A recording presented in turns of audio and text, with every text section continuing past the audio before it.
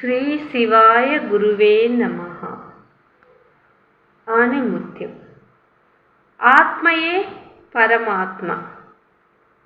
మన వేదాలు, ఉపనిషత్తులు, కావ్యశాస్త్ర పురాణాలు మన హృదయంలో ప్రాణ రూపములో ఉన్న ఆత్మయే పరమాత్మ అని పేర్కొంటున్నాయి. మొదట తనలోని పరమాత్మను దర్శించి పిదప సర్వజీవుల్లో సర్వత్రా ఆ పరమాత్మని దర్శించడం మానవుని యొక్క లక్షణం. భగవంతుడు ఆనంద స్వరూపుడు.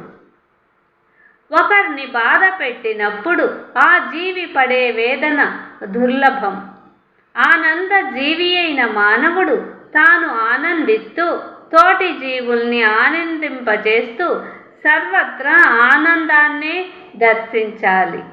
ఇదే మానవ జీవితం యొక్క లక్ష్యం.